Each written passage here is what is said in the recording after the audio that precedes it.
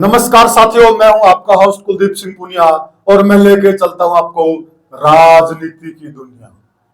राजनीति की दुनिया की आज अगर हम बात करें तो हल्का उचाना की राजनीति ऐसे मोड़ पर आ गई है।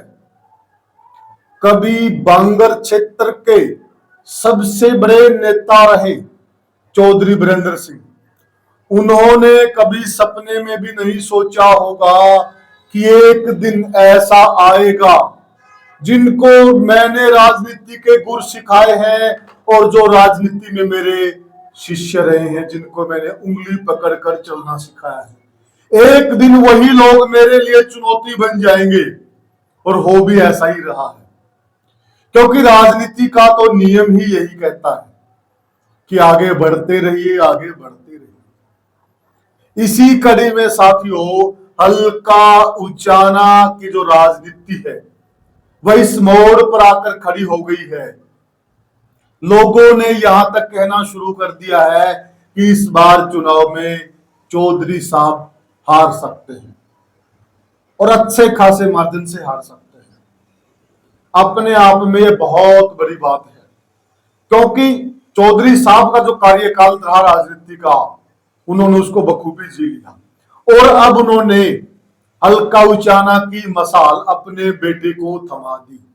और बेटे का विधानसभा का पहला ही चुनाव है, पीढ़ी परिवर्तन का चुनाव है। तो क्या होगा, इस चुनाव का रिजल्ट क्या आएगा? क्या दिलबाग सैनी, विकास काड़ा और वीरेंद्र गोगड़िया इनके लिए बड़ी चुनौती बन गए हैं?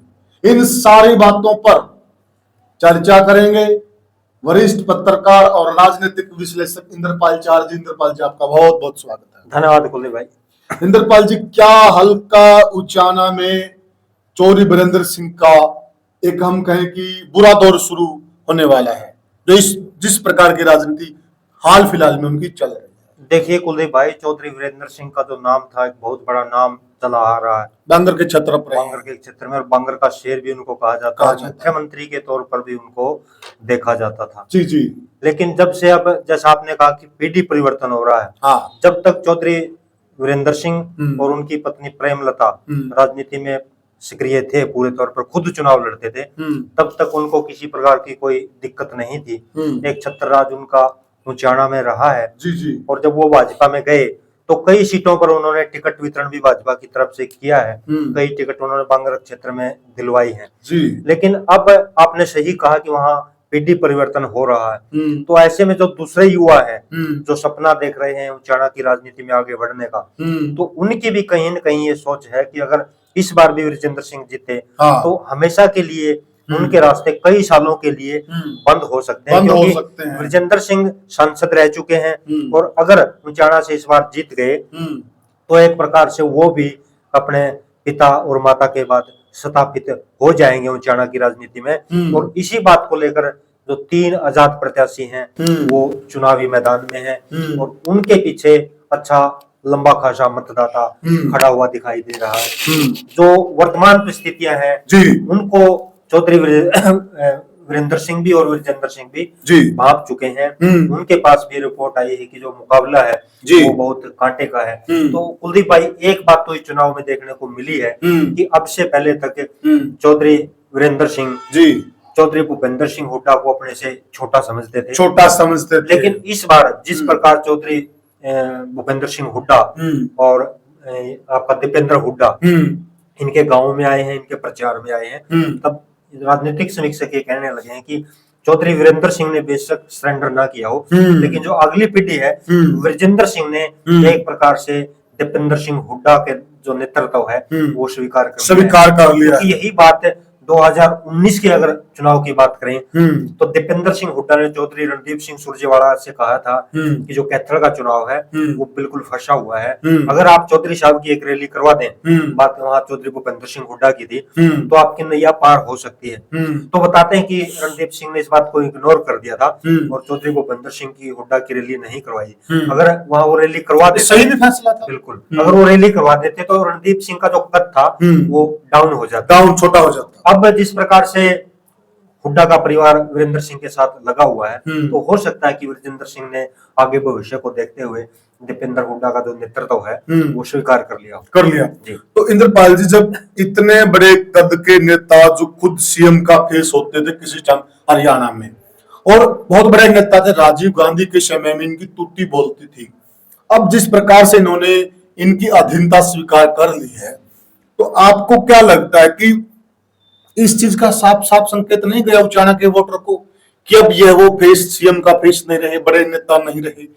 तो यह लोग, तो हमने कई बार देखा, बातचीत की है, ये तो इस चीज में वोट डालते थे कि हमारा उचाने का सीएम बनेगा। कुलदीप भाई, पीछे कई बार आया है एक दो मौका ऐसा जब इनको सीएम बनने का मौका मिल सकता था। हाँ। खासकर 1991 की अगर बात करें, जब राजीव गांधी पूरी पावर में थे, उस समय चौधरी वीरेंद्र सिंह को आगे करके हरियाणा का चुनाव लड़ा गया था, लेकिन ये इनकी बदकिस्मती कह सकते हैं कि उसी चुनाव में राजीव गांधी जी की हत्या हो गई थी और इनका जो सपना था मुख्यमंत्री का वो धरे का धरा रह गया जी।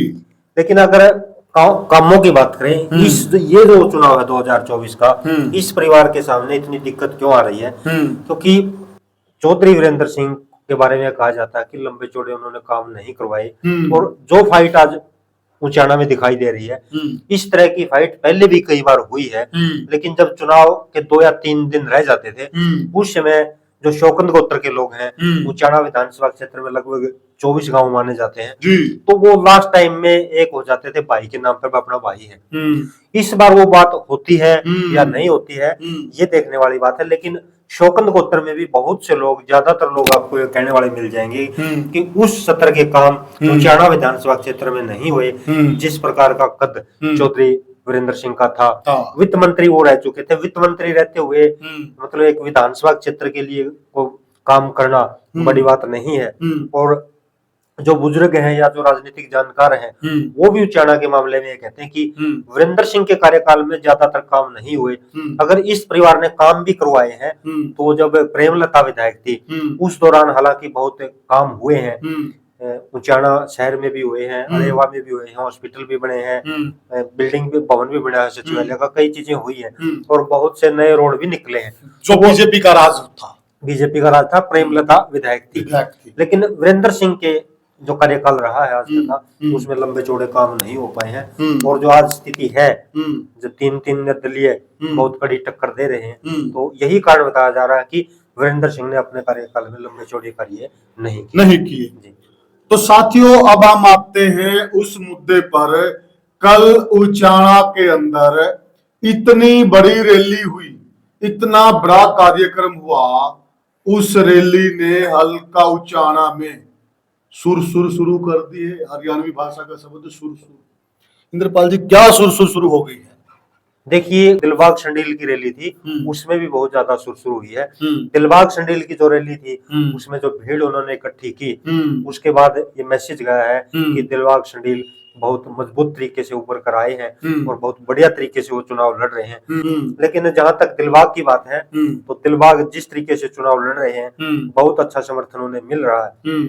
और वो जो बातें रख रहे हैं, कल भी हमने उनकी बातें सुनी थी और पहले भी जब उनके कार्यक्रमों में गए हैं, वो जो बातें रख रखे हैं वो मतदाताओं का ध्यान खींच रही हैं। ये दिलबाग सिंह शंडील पर डिपेंड है कि वो उन बातों को कितने लोगों तक पहुंचा पाते हैं। वो जब भी किसी गांव में जाते हैं और उनको ये लगता है कि इस गांव में, कई गांव ऐसे आए हैं जहां पर बहुत टूटे फूटे मकान उन्होंने देखे, और एक जो बहुत बड़ा वादा उन्होंने किया है कि आचार संहिता लगी हुई है, जैसे ही 8 तारीख को आचार संहिता समाप्त हो जाएगी, मेरे ये आदेश है कि जो टूटे फूटे घर उन्होंने देखे हैं, चिन्हित कई करे हैं, कई बिल्कुल पहले करवाए, उनमें 10 तारीख से तेजी शुरू हो जाएगी। अगर ये काम दिलबाग सिंह आगे करने में कामयाब रहे तो आगे के लिए बहुत बड़ा चेहरा बन जाएंगे। जहां तक इस चुनाव की बात है, तो इस चुनाव में भी दिलबाग सिंह शंडील किसी भी प्रकार से कमजोर नहीं है, क्योंकि उन्होंने जो रणनीति अपनाई है वो इतनी जबरदस्त रणनीति थी। अपने आप को स्थापित करने के लिए एक नेता जो करता है वो दिलबाग सिंह शंडील ने किया है। पहला काम होता है, युवा वर्ग है वो किसी भी नेता का इलेक्शन उठाता है, और दिलबाग सिंह शंडील ने पिछले 2 या 3 साल से जिस प्रकार युवाओं के बीच में जाकर जितने खेल होते हैं या लाइब्रेरी टाइप का जो सिस्टम है उनमें जाकर उनका सहयोग किया है, आर्थिक सहयोग किया है और भी सहयोग किया है। तो युवा वर्ग उनके साथ जुड़ा है। जो भी धार्मिक कार्य हैं, कीर्तन के हैं, भजन के हैं, जो भी मंडी में लगातार होते रहते हैं, जी जी, उनमें भी एक विशेष पहचान दिलबाग शंडील ने बनाई है जी। और एक और जो उनकी बड़ी बात है, अगर वो उस पर खरे उतरे, ये बात भी इनकी मतदाताओं को काफी पसंद आ रही है। ये समाज में परिवर्तन करने का भी एक काम कर सकती है। दिलबाग शंडील का जो कहना है, जो वादा है कि जो भी दंपत्ति बिना दहेज के शादी करेगा उसको 51,000 रुपए का कन्यादान वो करेंगे। बहुत बड़ी बात है साथियों, क्योंकि आप समझते हैं कि दहेज हमारे समाज को धीरे धीरे खत्म करता जा रहा है और यह एक अच्छी चीज है, अच्छी पहल है। नेताओं को इस पर काम करना चाहिए, ये कंक्रीट साबित हो सकती है। इंद्रपाल जी, कुलदीप भाई देखिए, जो सेटल्ड परिवार हैं उनके बारे में तो हम नहीं कह सकते, लेकिन जो गरीब परिवार है वो अगर इस तरफ ध्यान देंगे तो 51,000 रुपए की जो आर्थिक सहायता है वो एक बहुत बड़ी होती है गरीब परिवार के लिए और एक नया संदेश है। अगर दिलबाग शंडील इसको आगे बढ़ाने में कामयाब रहे तो एक प्रकार का जो श्रेय जाएगा ये अच्छे तरह से लागू पूरे हरियाणा में फैल जाए ये बात होता है। दिलबाग शंडील को जैसे बलराज कुंडू ने बसों के जो महिला बेटियां हैं उनके लिए कॉलेजों में बस भेजने की जो रीत चलाई थी, उसको देखा देखी जो भी समाज सेवी हैं उन्होंने भी अपने अपने हलकों में इसको शुरू किया है। पार्टियां ने शुरू की, इनके बाद कई लोगों ने और भी शुरू की है। तो एक बहुत अच्छी शुरुआत ये है और समाज में परिवर्तन लाने का काम कर सकती है। पीछे भी कई बार इस प्रकार के जो सिलसिले चले हैं, तो बरवाड़ा क्षेत्र में भी कई जो फोटोग्राफर हैं उन्होंने भी ये घोषणा करी थी कि अगर कोई बिना दहेज की शादी करता है तो फ्री में फोटोग्राफी करेंगे। तो साथियों, मूल बात क्या है कि दिलबाग शंडील का जो कार्यक्रम था बहुत बड़ा कार्यक्रम था, बहुत भीड़ थी साथियों। ऐसे ही नहीं हम कह रहे, हमने बरवाला की रैलियां भी कवर की हैं, हमने उकलाना की रैलियां भी कवर की हैं, हमने हिसार की रैलियां भी कवर की है, नारनौंद की भी की है, उचाना भी की है। हम लगभग इस क्षेत्र में काफी रैलियां हमने कवर की हैं। रैलियों में कुर्सी होती है पंडाल में और कुर्सियों पे लोग बैठते हैं, कुर्सियों पे कम लोग आते हैं। वहां कुर्सी नहीं थी, चटाई बिछाई गई थी और खसा खस बिल्कुल भीड़ जबरदस्त थी। यहां तक कि लोग पोल पर चढ़े हुए थे, बहुत भीड़ थी साथियों। इतना रस हमने आजकल की रैलियों की बात करें तो दिलबाग शंडील की रैली में ही देखा है साथियों। और वहां दिलबाग जी ने जो कहा, जो समाज सेवा की बात की उन्होंने गरीबों के मकान बनवाने की बात की, कई बातें ऐसे की हैं बहुत बढ़िया, और लोगों ने उनको दानवीर करण की और समाज सेवी की उपाधि दे दी है। इंद्रपाल जी, भाई एक दो और जो उन्होंने घोषणाएं की हैं, अगर वो उनको सिरा चढ़ाने में कामयाब रहे इस चुनाव की तो हम नहीं कह सकते, और युवा ज्यादा था कितना बेनिफिट उनको मिलेगा। लेकिन जो उन्होंने घोषणाएं की हैं, एक तो ऐसी नहीं है कि उनको पूरा नहीं कर सकते, लेकिन अगर उन पर खरे उतर गए तो आगे के लिए इनके लिए इतना मजबूत हो जाएगा, बहुत बढ़िया इनके लिए रहेगा। इन्होंने कहा कि जो बुंडान बोंगरा छैनबन बोरी और खेड़ी चौपटा जो रोड है उस पर शायद आपने भी सुना होगा, मैं पूरी तरह से इसमें वो नहीं हूँ, शायद इन्होंने ऐसा बोला कि 10 या 12 किले अपने लेवल पर ये एक कॉलेज, शायद महिला कॉलेज या कॉलेज इन्होंने बनाने की बिल्कुल वहां रैली में इन्होंने कहा कि जमीन उपलब्ध अपने लेवल पर करवा देंगे 12-12.5 एकड़ की। नहीं है उनकी जमीन, उन्होंने कहा कि मेरी जमीन है 12 एकड़ जमीन और मैं खुद दूंगा। तो बहुत बड़ी घोषणा है साथियों, महिला कॉलेज के नाम पर महिलाओं के लिए खुद की जमीन और बहुत महंगे दाम की जमीन है उन्होंने वहां पर रैली में घोषणा की है। बहुत बड़ी बात है इंद्रपाल जी। और कुलदीप भाई, आपने भीड़ की बात करी थी, जितनी भीड़ दिलबाग सिंह की रैली में आई, हालांकि इतनी भीड़ और रैलियों में भी आती है, लेकिन यहाँ खास बात ये थी कि जो और रैलियों में भीड़ आती है वहां पर बड़ा चेहरा होता है, बड़ा चेहरा कम से कम राष्ट्रीय सत्र का या राज्य सत्र का नेता होता है। लेकिन दिलबाग की जो रैली की खास बात थी कि उनमें वो स्वयं थे, एक स्वयं प्रत्याशी के तौर पर इतनी भीड़ इकट्ठी करना, ये बड़ी बात थी, बहुत बड़ी बात थी। तो साथियों देखिए, हम एक बात तो बिल्कुल कह सकते हैं कि दिलबाग शंडील का भविष्य उज्जवल है, इसमें कोई दो राय नहीं है। हल्का उचाना के भविष्य के नेता हैं दिलबाग शंडील, इसमें कोई दो राय नहीं साथियों। मैंने उनके बेटे से भी बात की तो मैंने कहा कि आपके पापा इतना पैसा खर्च कर रहे हैं तो उनका भी साफ साफ कहना था कोई दिक्कत नहीं है, भगवान ने दिया है और भगवान और देंगे, पापा ने कमा का पापा खुल के करे, मुझे कोई प्रॉब्लम नहीं। निर्मल जी बहुत बड़ी बात होती है। देखिए कुलदीप भाई, वो प्रत्येक जनसभा में बात को क्लियर करते हैं कि मैंने जितना कमाया है उसका एक हिस्सा मैंने अपने परिवार को दे दिया है। उसमें वो बढ़िया तरीके से अपना जीवन यापन कर सकते हैं, और जो कमाई है वो एक प्रकार से उन्होंने कहा कि समाज हित में लगानी है, और ये एक बहुत बड़ी बात है, बहुत बड़ी बात है। और आज की अगर उचाना विधानसभा क्षेत्र की हम राजनीतिक परिस्थितियों की बात करें तो कांग्रेस पार्टी से विजेंद्र सिंह है, सबने पता है, भाजपा से देवेंद्र अत्री हैं, लेकिन कुलदीप भाई आपने भी देखा होगा जो कवर किया है, पूर्व उप मुख्यमंत्री दुष्यंत चौटाला का इस बार कोई लंबा चौड़ा जिक्र उचाना विधानसभा कोई जिक्र ही नहीं, ये भी कहते कोई जिक्र ही नहीं, दिखाई नहीं देता, बिल्कुल भी जिक्र ही नहीं।